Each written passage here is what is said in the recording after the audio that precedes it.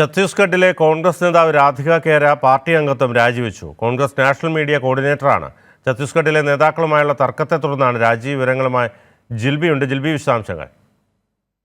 ബിനു, ലോക്സഭാ തെരഞ്ഞെടുപ്പിന്റെ നിർണായക ഘട്ടത്തിൽ കോൺഗ്രസിനെ സംബന്ധിച്ചിടത്തോളം പല സംസ്ഥാനങ്ങളിലും വലിയ തിരിച്ചടിയാണ് ഉണ്ടാകുന്നത്. ഇപ്പോൾ ഏറ്റവും ഒടുവിൽ ഛത്തീസ്ഗഡിലെ കോൺഗ്രസ് നേതാവ് രാധിക കേര പാർട്ടി അംഗത്വം രാജിവെച്ചിരിക്കുകയാണ്.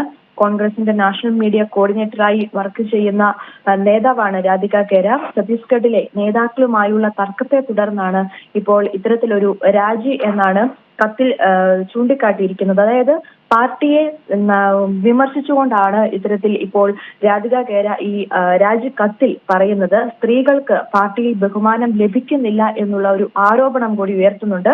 ഒപ്പം രാമക്ഷേത്രം സന്ദർശിക്കുവാൻ താൻ ആഗ്രഹിച്ചിരുന്നു, എന്നാൽ പാർട്ടി തടഞ്ഞുവെന്നും രാജിക്ക് കാരണമായി ഇത്തരത്തിൽ രാധിക കേര കത്തിൽ ചൂണ്ടിക്കാട്ടുന്നുണ്ട്. എന്തായാലും കോൺഗ്രസ് പാർട്ടിയെ തന്നെ വലിയ രീതിയിൽ സമ്മർദ്ദത്തിലാക്കുന്ന ഒരു നീക്കം തന്നെയാണ് ഇപ്പോൾ കോൺഗ്രസിലെ അല്ലെങ്കിൽ പാർട്ടിയിലെ നേതാക്കളുടെ ഭാഗത്തു നിന്നും ഉണ്ടാകും തന്നെ പറയേണ്ടിയിരിക്കുന്നു. കാരണം കഴിഞ്ഞ ദിവസം ദില്ലിയിലെ കോൺഗ്രസ് മുൻ അധ്യക്ഷൻ അരവിന്ദർ സിംഗ് ലവ്ലി രാജിവെച്ചതിനെ തുടർന്ന് BJPയിൽ ചേർന്നത് നമ്മൾ കണ്ടതാണ്. അത്തരത്തിൽ ലോക്സഭാ തെരഞ്ഞെടുപ്പിന്റെ നിർണായക ഘട്ടത്തിലാണ് ഇത്തരത്തിൽ കോൺഗ്രസിനെ സംബന്ധിച്ചിടത്തോളം പല സംസ്ഥാനങ്ങളിലും തിരിച്ചടി ഉണ്ടാകുന്നത്. എന്തായാലും ഛത്തീസ്ഗഡിലെ കോൺഗ്രസ് നേതാവാണ് ഇപ്പോൾ രാജിവെച്ചിരിക്കുന്നത്. കോൺഗ്രസ് നാഷണൽ മീഡിയ കോർഡിനേറ്ററായ രാധിക കേരയാണ് പാർട്ടി അംഗത്വം രാജിവെച്ചത്. ബിനു. ശരി, ഛത്തീസ്ഗഡിലെ കോൺഗ്രസ് നേതാവ് രാധിക കേര പാർട്ടി അംഗത്വം രാജിവെച്ചു. Congress national media കോർഡിനേറ്ററാണ്.